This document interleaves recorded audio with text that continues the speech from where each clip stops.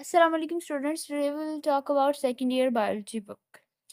हम इसका first chapter आज स्टार्ट करेंगे क्योंकि जो सेकंड ईयर के स्टूडेंट्स हैं अभी उनके इंस्टीट्यूट्स ओपन नहीं हुए, तो वो घर जो है वो फजूल एक्टिविटीज़ में इतना टाइम वेस्ट ना करें क्योंकि सेकंड ईयर का जो सिलेबस है वो फर्स्ट ईयर के कंपैरेटिवली मुश्किल भी है और आपके पास टाइम भी कम होता है as compared to first year.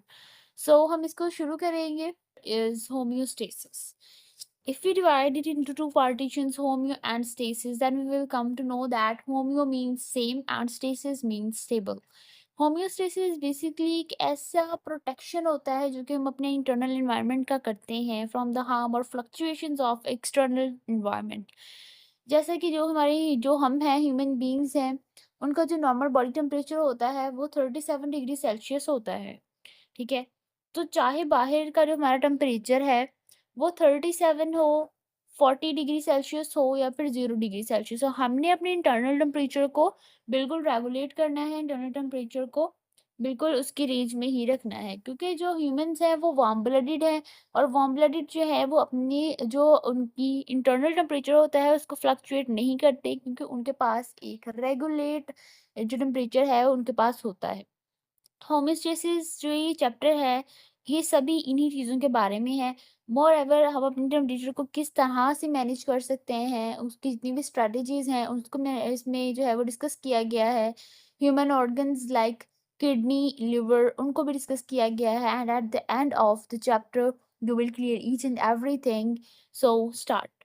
First of all हमारे पास होम्योस्टेसिस में आता है कॉन्सेप्ट्स इन होम्योस्टेसिस।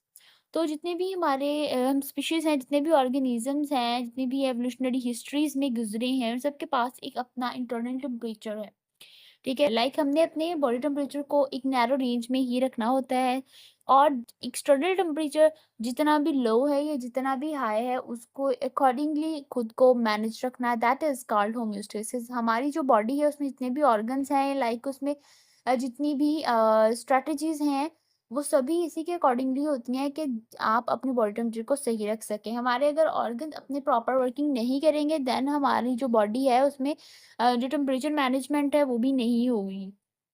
सो देन होमोस्टेसिस में 3 हमारे पास मेजर स्ट्रैटेजीज़ आती हैं जो कि हैं ऑस्मोरेगुलेशन, एक्सीलरेशन एंड थर्मोरेगुलेशन।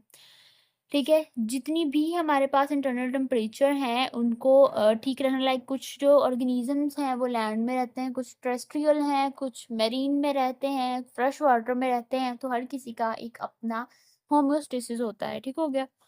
अगर हम बात करें ऑस्मो रेगुलेशन की, तो ऑस्मो रेगुलेशन होता है regulation of solute concentration and gain and